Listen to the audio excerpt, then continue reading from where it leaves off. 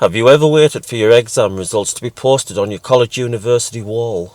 Or waited for days after an interview to see if you'd obtained the job you had applied for? We all know how stressful a time it can be. It can be a good or bad time, depending on the outcome. For one young man, it would be the last days of his life. Welcome to Haunted Durham. Tonight's episode, Room 21, with your host, Philip Collinson. Hello, I'm your host, Philip Collinson.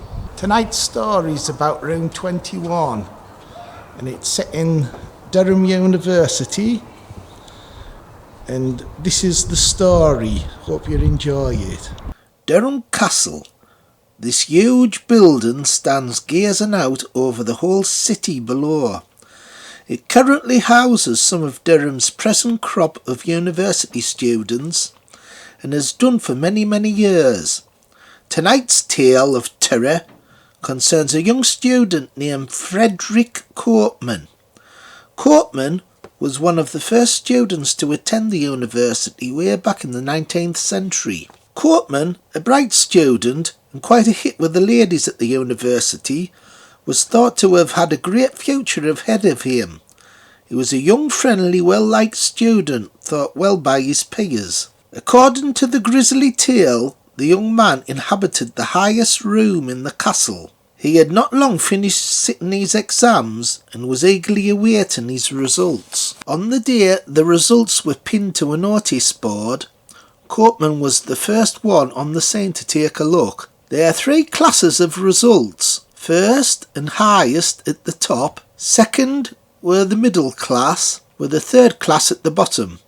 If your name never made it onto the lists, then you had failed on all counts. The notice boards also contained other information of goings-on in the area. These were also pinned to the boards. People noticed Copeman frantically scanning the boards over and over again numerous times. They noticed that he was becoming more and more agitated as the seconds passed. It was obvious by his behaviour that he couldn't locate his name anywhere. Tears trickled down his face as he stared mutely at the papers pinned there. He turned and hurried back to his room. His footsteps could be heard by others in the rooms below as he paced back and forth across his room. Finally, he could take it no more and ran to the top of the cathedral tower, where in a fit of despair he committed suicide by leaping over 200 feet from the tower. Some people below are said to have literally died of heart failure as his body landed close to them, splattering them with blood and gore. In a macabre twist, it was later emerged that Copeman's name was right at the top of the first class degrees list, but had been covered by a sheet of paper which had been hanging over it. Copeman's room, number 21, was closed off soon after his tragic death. In the present day, students and staff have told of disturbing poltergeist activity emanating from room 21. Footsteps have been repeatedly heard coming from the locked room, as if someone were walking back and forth across the floor. Sobbing is also said to be heard close to the hour of his death, only to stop at the exact moment he threw himself off the tower. This is the university where the students go. It's the student union. There's a model of the head. Looks really eerie, having a head there. This here is the student union bar. And here, if you can see, they do canoeing. This is someone on the canoe at Durham. This is Durham Cathedral, and this is where he jumped, right at the top, highest point, and he fell all the way down there. This is Durham Castle, and this was where Fredrick Copeman stopped. This is where he lived, and he lived on the top, the highest floor. That's right, Paul. So I'm going to put Paul on, and he's going to tell us how he got his inspiration for some of these stories that we're going to be doing in this series. This is Paul Newman. Hello. Hello. He's writing all the stories for this show that I'm doing, Tales of Haunted Durham. So, Paul, I wanted to ask you, how did you get your inspiration for all these stories? Well, when you suggested we do this show, it was just a case of looking at books of northeast ghosts or on the internet. There's all sorts of the same. The thing is that it tends to be the same ones that pop up all the time. So they kind of were the ones to go with because there's more information about them to get, to be able to write the scripts. Yeah. So obviously there's odd ones where I think we should do, and there's not much information, so I'm going to have to kind of use imagination a little bit on some of them. Yeah. Because there isn't much at all.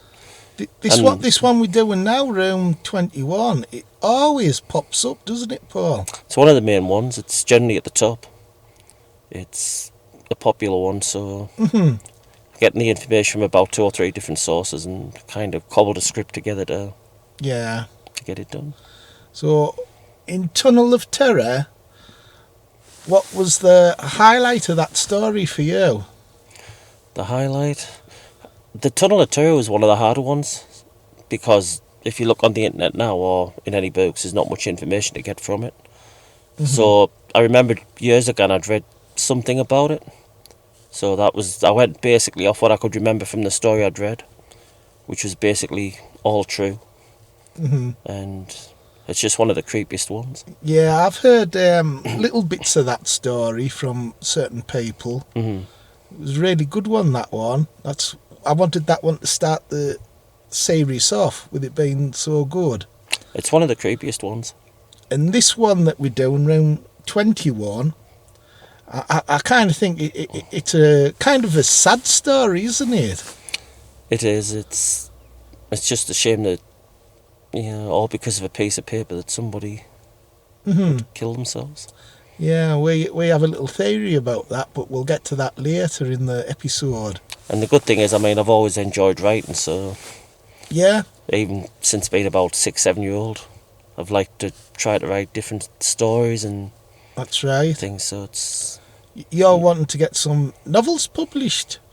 I've got 2 done. Trying to get the 3rd one done. I haven't published any yet because I wanted to get the 3 of them finished. Yeah, like a trilogy. It'll be really good, that. Get the trilogy done, get them edited and see how they go. So you're wanting to be a writer, I'm wanting to be a director. Write, act, anything.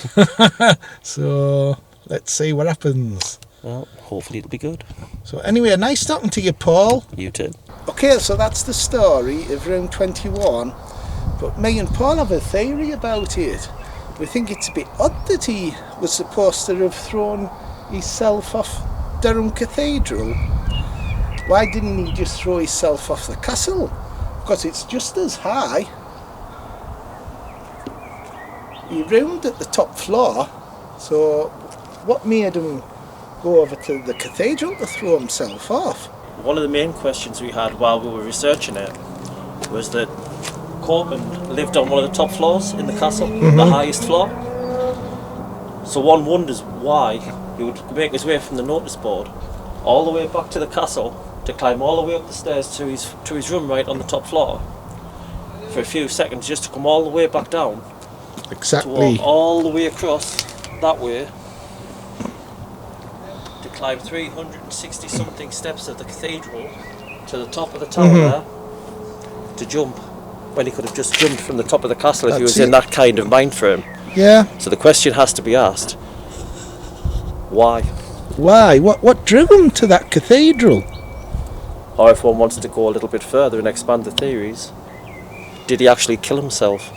Or did he maybe have a little bit of help? So I think he didn't commit suicide. I think there's a possibility that someone pushed him from the cathedral and used the excuse that he'd failed his exam results and put some paper over the results, so he thought his name wasn't on, like to make on. It's a good theory. But I think he actually knew his results and he just went to the cathedral just to visit, and someone followed him who had a grudge against him and pushed him off. That's my theory, because it's a bit stupid that you'd commit suicide just over a bloody exam result. Plus, it has to be taken into account that he was a womanizer, so... Yeah, I think it was a boyfriend Or a husband. or a husband or whatever, because he had a way with the women, supposedly. Certainly don't think it was suicide. I don't think anybody, no matter what the reason be, would run all this distance Exactly. across there to climb down a load of steps, to climb up another load of steps, just to jump. Would be pointless. So I think there's a lot more to it. You've got to remember, back in those days, that's when the legend of the Tunnel of Terror was going. Yes. So again, could have been So both the stories could sacrificial. connect. They could well. Could be a sacrificial Could have been a sacrificial murder, just made to look like suicide. Like I said, the question is, why go from one place that's high to another place that's high It's ridiculous. and walk up and down over 400 steps to do it? And his motive's rubbish. There is no motive, to be fair. I mean, He's been the murdered. exam result. He's been murdered. So that's my opinion. But I do think there could be paranormal activity. That could be a reason why in room 21 the spirit's furious. Because the spirit would be furious if everyone thinks he murdered himself just over an exam result. I mean, I suppose back then it maybe was it was a plausible reason, and Yeah, if but somebody pushed the narrative of it long enough, then true. people will believe it. That's right. But If the narrative's pushed enough, people I will believe I just anything. don't think somebody would walk down 200 steps there. Yeah. Well, start from the beginning, would go from here, from A to B, climb up 200 stairs or whatever, which is near the top end, to climb all the way back down them again. Yeah, Over in that direction, exactly. climb 360 something steps just to get to the tower on the top, He's been just to throw yourself off. he's been bloody murdered. That's my theory and yours. So I mean, it's up to people, the viewers watching it, to make their own decision, and hopefully people say what they think. That's the castle. So why didn't he not throw himself from there? It's definitely high enough. So I have a theory. I think the paranormal activity in room 21's because he was murdered. I think that's the reason why there's a ghost in that room. I think because everyone's saying he killed himself because he failed an exam. And I think there's a possibility that the spirit is so pissed off with that it's furious and it's creating a paranormal activity in that room. I mean, there have been rumours of poltergeist activity where things have been heard to be thrown around, and whether it's because obviously the spirit's pissed off, as Philip said, or They're definitely pissed off. There's definitely something going on. There's too much going on in this bloody room of these. And I just think that I'll zoom in on it. I reckon he's up there now, watching. I would love to do a Ouija board session in there and try and contact him. I think later on, me and Paul might try that. there's also like the sounds of doors banging and footsteps heard running down the stairs just before obviously he jumped. And then again it leads back to the crying before, where the sobbing and that, where it just stops dead on the time that he actually threw himself off the top. Do you think the cathedral has anything connected with this? Because there seems to be a lot of strange stories that are close to the cathedral. It's kind of like all the stories can tie in. You have like the tunnel underneath. Yeah.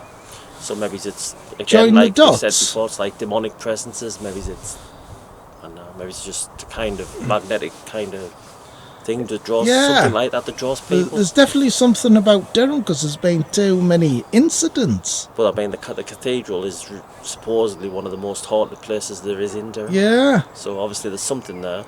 I would love to do a Ouija board session in one of these places if I was allowed to. They'll not let you. It's a shame because I would definitely try. You can always ask permission. They can either say yes or no. That would be a great episode. What do you viewers think? Would you like to see a Ouija board session? Or do you think that's going a bit too far? So I hope you enjoyed this episode, Room 21. Until next time, take care and pleasant dreams.